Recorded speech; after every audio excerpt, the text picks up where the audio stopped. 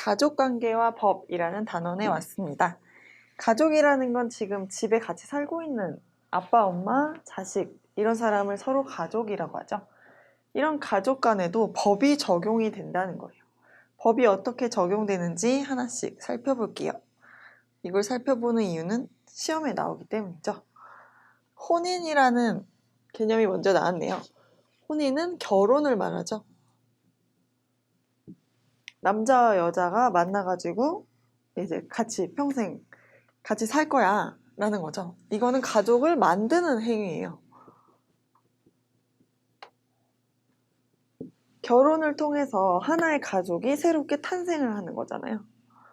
그래서 결혼을 보면은 형식적 요건과 실질적 요건이 있어요. 요건이라는 건 조건이라고 생각하면 돼요. 필요한 조건인 거죠. 형식적으로 필요한 껍데기적인 요소가 있고 실질적 알맹이 요소가 있어요. 형식적 요건은 혼인신고라는 게 있어요. 혼인신고는 이제 주민센터 같은 데 가서 하는 거죠. 우리 이제 결혼할 거예요. 결혼 누가 하는지 신고서를 작성해서 이제 나라에 내는 거예요. 나라에 내는 이유는 나라에서 어떤 장부를 관리하기 때문이에요. 가족관계 등록부라는 장부를 관리해요. 가족관계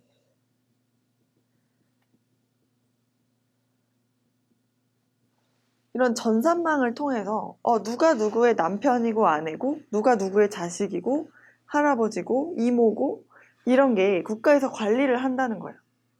관리를 하기 위해서 신고를 하는 이유는 그전에는 가족이 아니었던 사람이 새로 가족이 되는 거잖아요. 그러니까 서로의 가족관계 등록부에 이제 집어넣는다는 거죠. 너가 너의 남편이야. 너가 너의 부인이야. 그래서 이름을 써넣는 거예요, 여기에다가. 그래서 결혼을 하려면 형식적으로 이 혼인신고란 걸 해야 된다라는 거죠. 그래서 혼인신고를 하면 이게 바로 법률혼이 돼요. 혼인의 종류에는 두 가지가 있는데 이번에 나오네요. 법률혼과 사실혼이 있어요. 법률혼은 이렇게 혼인신고까지 갖춘 법적으로 등록이 돼 있는 혼인 제도를 말하고요. 법적으로 등록을 했으니까 법에서 더 보호를 많이 해주겠죠. 두 번째는 사실혼이 있어요. 우린 혼인신고 안 할 건데요. 혼인신고 안 하고도 결혼해서 같이 살 수 있죠. 그거를 사실혼이라고 해요. 사실상 결혼한 상태라는 거죠. 이 사실혼 상태에서도 보호를 조금 하긴 해줘요. 어쨌든 결혼 생활을 하고 있으니까 가족으로서 법적으로 보호할 수 있는 건 보호를 해주는데 아무래도 법률혼보다는 보호받는 범위가 작겠죠. 어떤 차이가 있는지 이제 또 하나하나 배울 거예요. 그 다음에 혼인의 실질적 요건을 보면요. 당사자의 자유로운 의사의 합치라는 게 나오네요. 의사의 합치는 서로 생각이 맞았다는 거죠. 너 나랑 결혼할래? 그래, 할래. 이렇게 서로 딱 우리는 같이 결혼한다는 의사가 딱 맞아 떨어지는 거예요. 그게 바로 혼인의 실질적 요건이다. 서로 같이 결혼해서 살 거다. 그리고 서로 사는 거.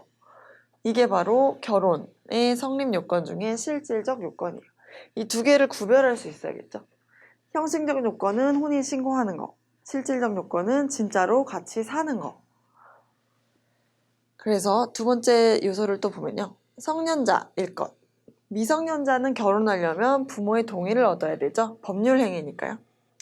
18세 이상이어야 되고요. 미성년자라 하더라도. 또 근친간이 아닐 것. 우리나라는 근친혼을 허용하지 않죠. 중혼이 아닐 것. 우리나라는 이 사람 저 사람이랑 결혼하는 걸 허락하지 않아요. 한 사람이랑만 할 수 있어요.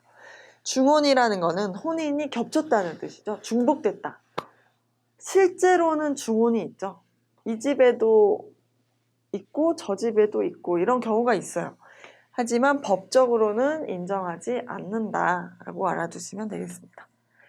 두 번째, 혼인의 종류는 아까 봤죠? 법률혼은 형식적 요건과 실질적 요건을 모두 갖췄다.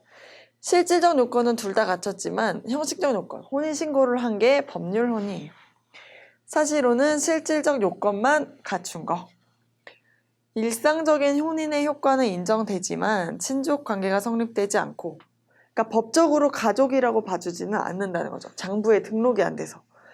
부부간의 상속권이 발생하지 않는다. 이게 되게 중요해요. 왜? 문제에 자주 나오기 때문에.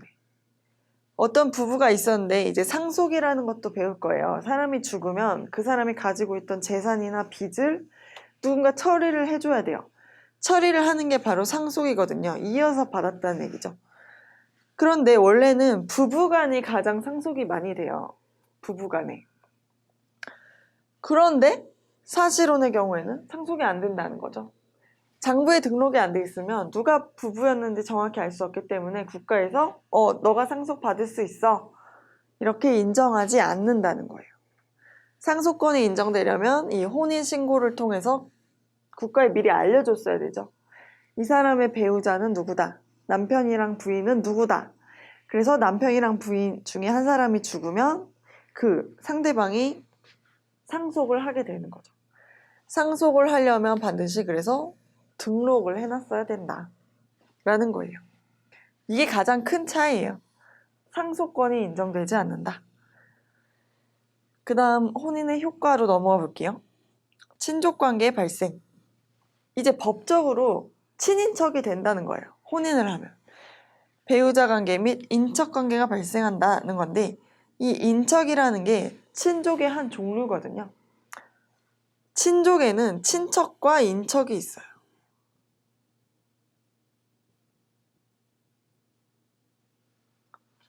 친척은 나와 피로 뭔가 연결된 사람이죠.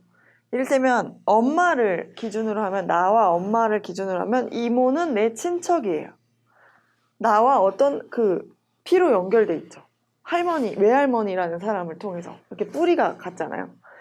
그런데 인척은 결혼을 통해 맺어진 사이예요. 이를테면 나와 내 남편이라고 한다면 우리는 서로 피가 나눠지진 않았어요. 뿌리는 다른데 어쨌든 법적으로 맺어져서 가족이 됐잖아요. 그래서 법이 맺어준 이 가족을 바로 인척이라고 해요. 결혼을 통한 친척관계. 그래서 결혼을 하면 이렇게 인척이 되기 때문에 결국 친족이 된다. 친족이 친척과 인척을 합친 말이다. 이렇게 아시면 돼요. 두 번째, 미성년자의 경우 성년으로 봐주는 성년의제 효과가 발생한다. 원래 미성년자는 그 전 시간에 배웠지만 혼자서 법률행위를 못했죠. 그러니까 자기 용돈으로 과자는 사 먹을 수 있어도 100만 원짜리 뭐 노트북을 산다. 이러면 엄마의 허락을 받아야 됐어요. 동의가 있어야 되는데 만약에 결혼을 했을 경우라면 엄마의 동의를 얻어서 결혼을 했다면 이제 그런 엄마의 어떤 비싼 물건 살 때 엄마 허락받는 그런 제약을 없애주는 거예요. 결혼했으니까 이제 TV도 사고 냉장고도 사고 비싼 침대도 사고 집도 사고 해야 되는데 언제까지 엄마 나 지금 침대 사는데 좀 와줘. 사장님이랑 통화 좀 해줘. 이렇게 할 수 없잖아요. 그래서 결혼했을 경우에는 성년으로 봐준다. 미성년에서 성인으로 봐준다는 거예요. 이건 민법상의 효과만 이런 거고 만약에 미성년자가 범죄를 저지르면은 이제 감옥에 가는 대신에 소년보호처분이라는 약간 단축된 형태의 처벌을 받을 수가 있어요. 근데 그런 효과는 여전히 유지가 돼요. 이거는 민법에서만 성년의제가 된다라고 알아두시면 돼요. 그 다음 부부가 낳은 자녀는 혼인 중 출생자로 추정한다. 법률상 부부가 낳은 자식이라는 걸 말하는 거죠. 이건 다 지금 법률혼의 효과예요. 이 위에 세 개는. 사실혼의 경우에는 인지라는 절차가 필요하다라고 되어 있네요.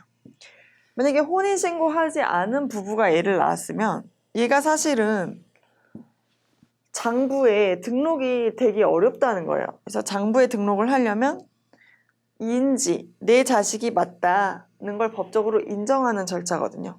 그 절차가 필요하다고 알아두시면 되겠어요. 점점 어려워지네요.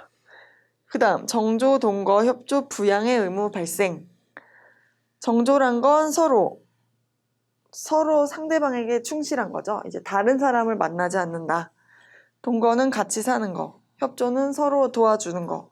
부양은 만약에 서로 상대방이 굶어 죽을 상태가 되면 보살펴줘야 되는 거. 이런 걸 부양이라고 하죠. 서로 먹여 살려야 되는 의무가 있다는 거예요. 이건 사실혼의 경우에도 똑같아요. 부부 별산제. 이것도 사실혼과 법률혼이 똑같아요. 부부의 각자의 재산은 서로 별개라는 거죠. 만약에 내가 우리 아빠한테 집을 물려받았어요. 그리고 내 명의로 돼 있어요. 이거는 내가 결혼을 하더라도 내 거라는 거예요. 그게 바로 별산제라는 거의 의미예요. 그런데 만약에 부부가 서로 일을 해가지고 서로 돈을 모아서 집을 샀어요. 그럼 이거는 나랑 신랑이랑 같이 산 거죠. 이거는 이제 소유권을 공유하는 거죠. 공유하는 경우도 있지만 별산을 기본으로 한다. 이렇게 알아두시면 되겠어요. 그 다음 부부간의 일상가사에 대한 대리권이 인정된다. 일상가사라는 건 보통의 우리가 살아가는 와중에 하는 일반적인 가정일에 관련된 업무를 말해요. 이를테면 내가 슈퍼 가서 두부를 사는데 외상으로 1,000원 외상으로 샀어요. 그런데 내가 1,000원 내가 외상으로 샀어도 슈퍼 주인은 우리 남편한테도 저기 부인이 두부 사갔는데 돈 안 내고 갔어요. 돈 내세요. 이렇게 서로 책임을 져준다는 거예요. 그게 바로 일상가사 대리권이에요. 서로 대신할 수 있다는 거죠. 그래서 이것도 사실혼과 법률혼에 둘 다 해당되는 거예요. 위 세 개는 법률혼에만 해당되는 얘기다. 꼭 알아두시면 되겠습니다.